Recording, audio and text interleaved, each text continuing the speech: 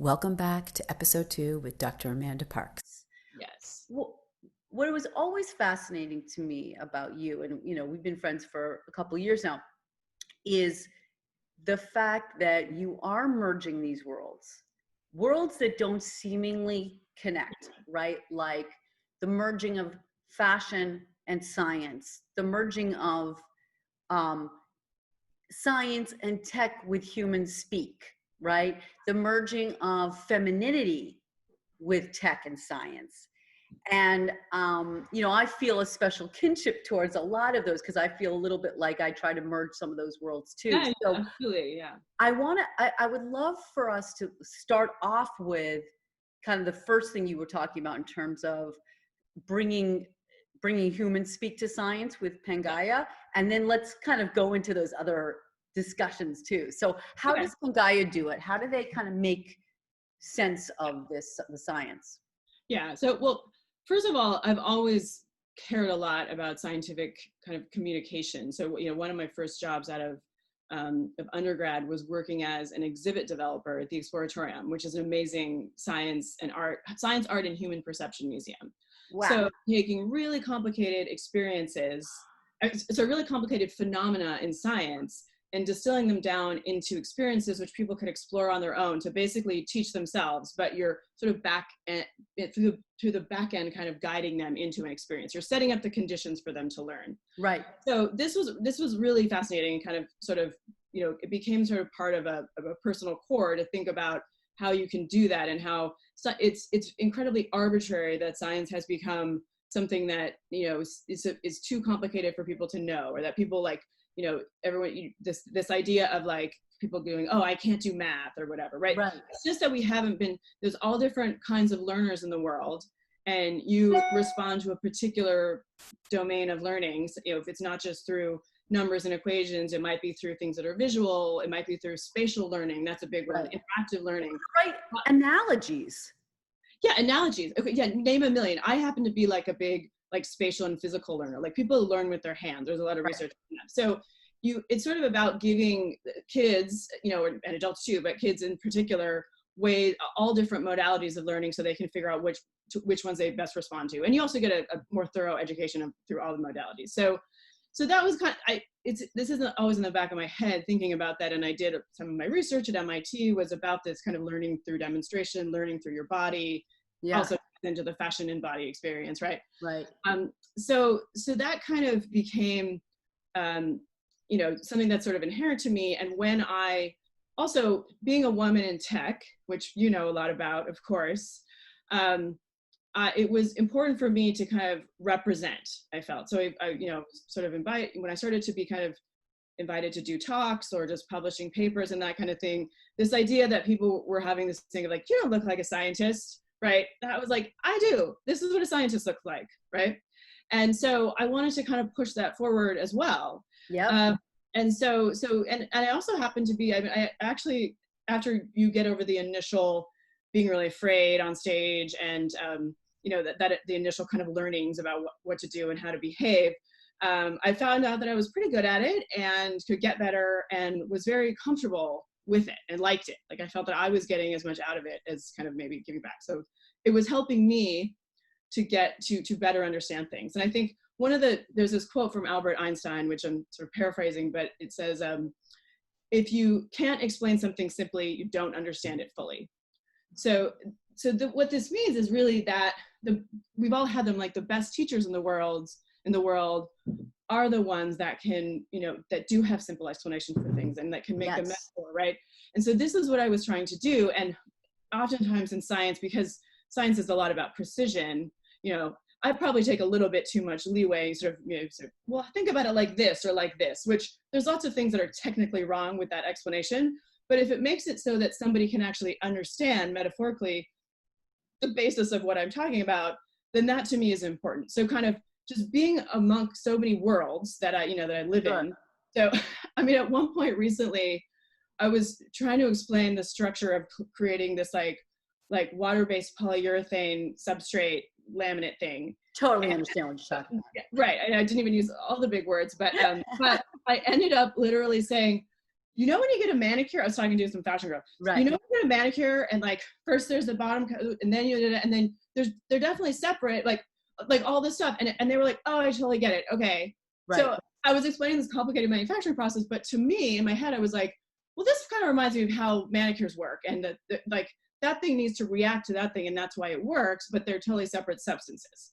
Right. Yeah. So no, I totally get where you're coming from. In fact, I remember I wrote a blog post a couple of years ago about what L'Oreal was doing. And, you know, L'Oreal is steeped in science. And I don't remember exactly what it was, but there was some contest they were doing and using, and it was around cosmetics, and they were really trying to encourage STEM with women. And I was super encouraged by that, because I do wonder, you know, you say like, well, girls aren't good at math or girls aren't good in science.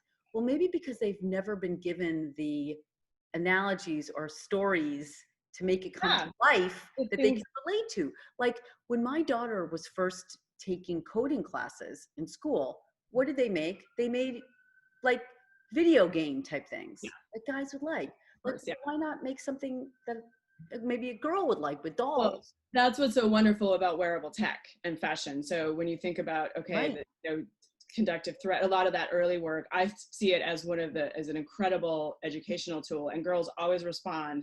And there's absolutely nothing too complicated about it for them to understand. And they love it, and they care about, they want to make it, and they want to make it cool. So they push themselves on the technical side. So that to me is a win-win. And even I think about it in engineering class, like, you know, undergrad as a mechanical engineer, you know, we're taught like the static and dynamic systems of structures through like bridges or cars or whatever, right?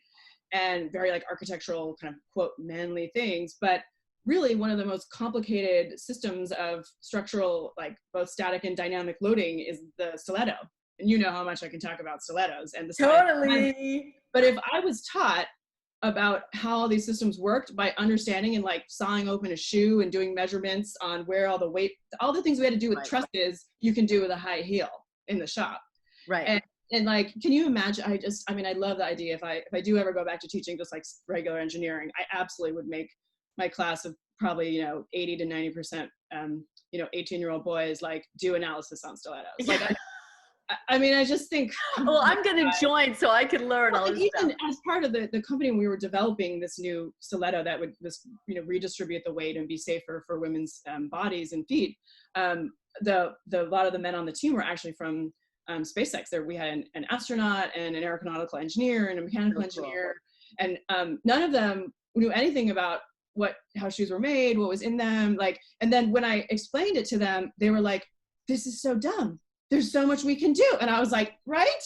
This is a business opportunity. Only you pay attention, right? Yeah, well, I mean, to be fair, like you obviously, like, innovation comes from need on some level, and things that you know about the world. You can't, it's hard to invent something for a system that you've never experienced, right? True, but when you're not exposed to certain worlds because they're quote not important, or they're for people who are not important, then you're not going to get the attention paid to it.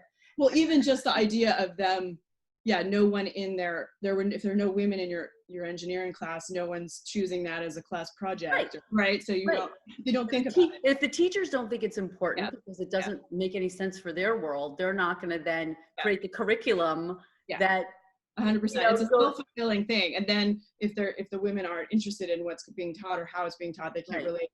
So that's why representation is incredibly important across, you know, gender, race, class, everything in terms of STEM, because it gives this multiplicity of experience. Science and technology are entirely rooted in culture. Like, we kind of sort of act like they're this thing that's sort of neutral and set aside, but the history of science and technology is so incredibly loaded with the culture of the time. So it's so powerful. What you're doing is, I mean, not only do I love fashion and I can, you know, relate to all of that, but I do think it's powerful that you're taking a stand and reflecting another side of humanity and how that can integrate with science and create something better for everybody. Yeah. I mean, that's really an extension of sort of taking my interest in STEM education is sort of an extension into what I'm doing now around environmentalism and, you know, basically the way I run my research lab is sort of taking a stance as an environmental activist. I mean, our position is we need to rid the entire fashion supply chain of fossil fuels. And that goes from, you know, getting rid of every synthetic, because, you know, we're digging up new oil to make new polyester. And even when we reclaim it, we're making worse fibers that then give off microplastics, all the way through to like what kind of energy is used in the factories. And so because science is, you know, the second most polluting industry in the world, which people don't realize the extent of the damage that's being done. People think of it as like, oh, this little sort of glamorous thing, but you go back all the way to the raw materials, right? Cotton, the things that are grown, the amount of oil that goes into the polyester, right? This is massive quantities of massive effects.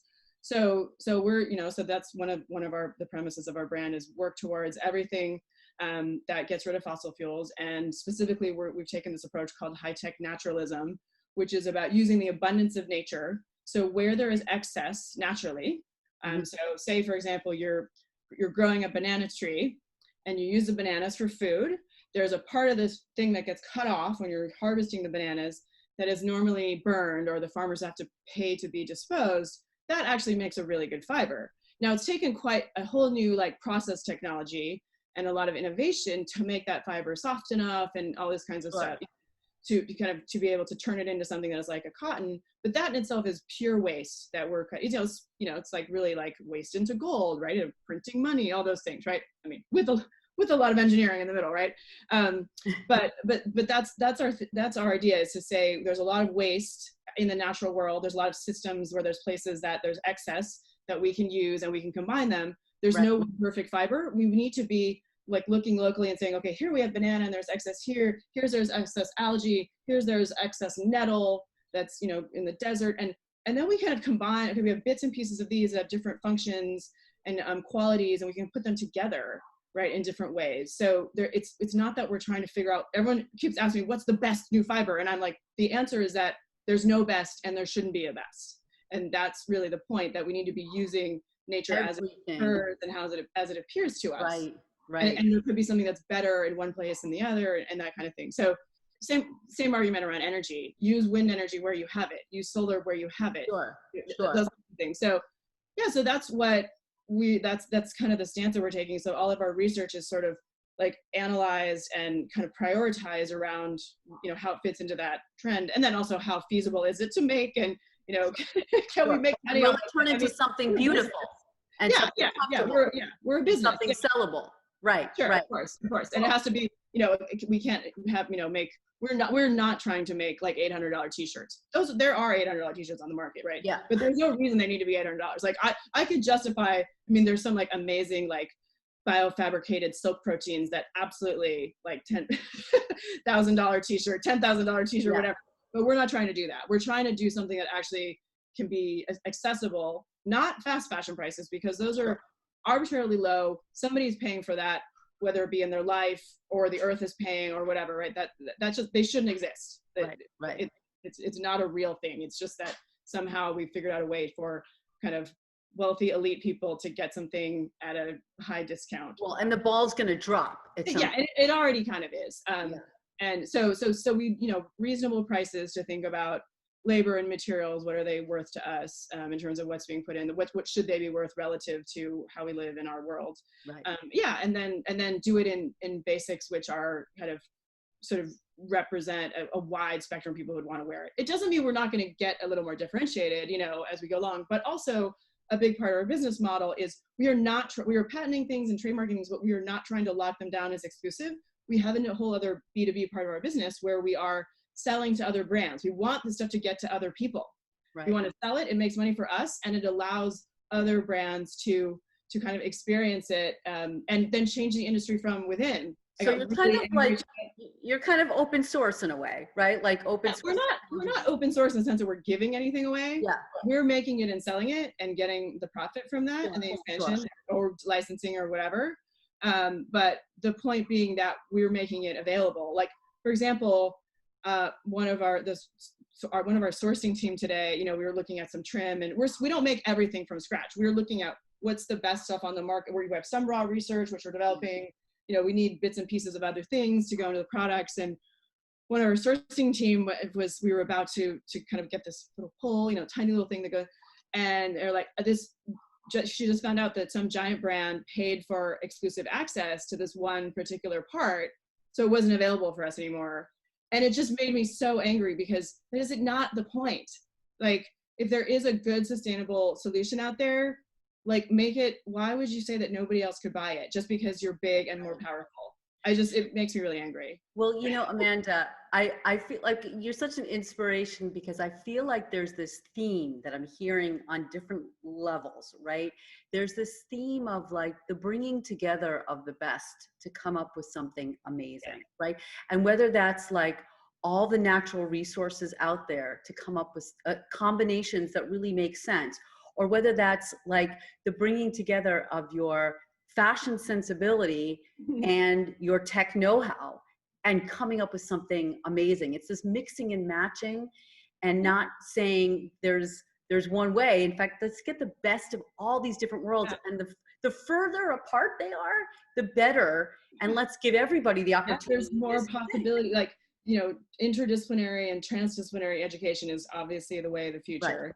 And same thing for businesses. And yeah, the further two things are away from each other, the more likely there's a business opportunity there, because no one's ever looked at it before. Exactly. I actually give presentations about that for Nation, and you represent that. You represent that in your life. You represent it in the way you think about science and technology, and you represent that in your company. And so I think like it's so awesome to see all these different ways that you live that. And I gotta say, I can't wait to see all the new clothing that's going to come out from Pangaea. I have to pronounce it right. And I can't wait to see you teach. It means Mother Earth. Pangaea is Mother Earth, just so you know. Ah, cool. So, okay. So the last question I have is, and I was going to ask you a question about about social media, but I'm going to go outside the box. Okay. And I'm going to say, if you had to choose a totally different profession, what you're doing now, what would it be? Yeah. So I have, like, in my head, there's like different things. Maybe they're probably a little bit too related, but if I was going to go back and do another PhD, which sometimes I say that and people get very worried, because they're like, I've been at school for like 11 years in labs and, like, get out, like, do things. I'm going to do things, make things. But I mean, I definitely want a marine biology PhD. I want to look at like the deep ocean. Like, I don't understand why people are so much more fascinated with space that's like empty. Yeah. Whereas the deep ocean is like totally full of mysterious, crazy creatures. I mean, insane systems. It's actually harder to explore because of the pressures and whatever. But I think anything in that realm, that like explorer realm, and I think that really the final frontier is the deep ocean. So that would be one choice. Like, just it is a little bit related to what we do. I mean, I make seaweed textiles, but I mean, it's different. Yeah. And I could so see you doing that. So also, I want to go live on a tropical island, which eventually I will. Have a lab on a tropical island, like be a full-time scientist. I mean, now that our world is becoming digital and distributed and better, let's think about the good things that are coming from lockdown. It seems more and more likely that you can be outside of major research centers, and also be in places where there's abundance of very amazing materials like tropical islands. Right. You can pretty much run everything you need for an entire fashion line off a tropical island. You got palm trees, you got coconuts, you got, shrimp where you take the chitis in to make, bioplastic. You got like, you can make a whole supply chain there. Sure. And I'll sign up to be your muse and try on all the clothes. How about that? Absolutely. Yeah. Okay, it's a deal. Well, thank you so much, Amanda, for joining us on Decoded. And I look forward to bringing you back to another show. Thank you so much. Thank you so much. Bye. Bye.